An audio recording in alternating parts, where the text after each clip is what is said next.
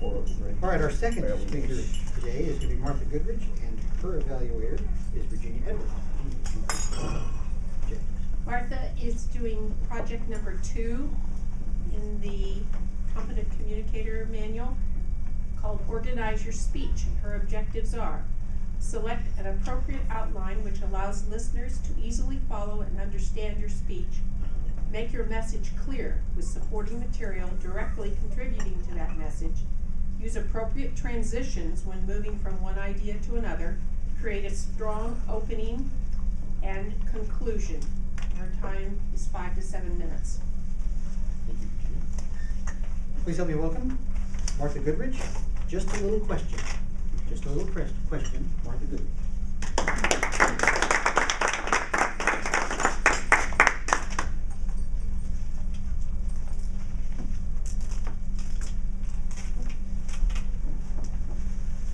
Just a little question. It was just a little question for him, but for me it was an enormous, great big question that I must take time and put a lot of effort into answering because it was such an important question. But let me go back to the beginning of the story.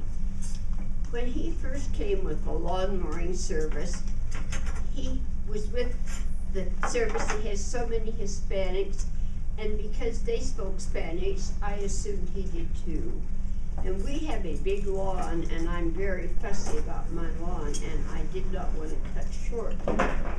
So I went out with my ruler with the 3-inch mark to show him where I wanted.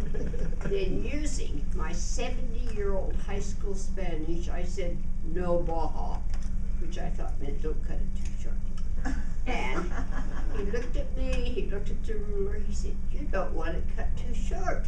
He spoke English. I was so pleased. I'm usually out in the yard when he came every week, and we became friends. I learned he had a family and 2 little boys in Mexico, and eventually they wanted to move to this country and become citizens. So whenever I went to the thrift store, I always looked for books for him to send his little boys. And the year that his oldest child was going to enter the 1st grade, they moved to Nevada. And I wanted this child to succeed in school, and I have never taught reading, but I thought maybe I could help him. And so I started out with some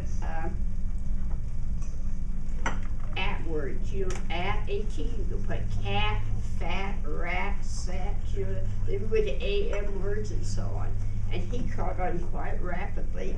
And then they have these books that I could get for 50 cents at the thrift store that we worked on. And when he knew a lot of the words in this book, I got him the book, I took his picture and pasted it in the front, but this is your book, so he would know that books are important and that reading is so important. And because I have a large family and not one of them live in Nevada, I adopted them as my grandchildren. And so they came every week. And then a little boy was added to the family, a new baby. And then one day he asked this question: "I don't understand what Thanksgiving's all about. What is Thanksgiving all about?" Not to know about Thanksgiving and to live in this country, he had to know about Thanksgiving. Our country was founded on Thanksgiving. This was a great big question. I bought 3 new notebooks because now his mom is learning to read and speak English.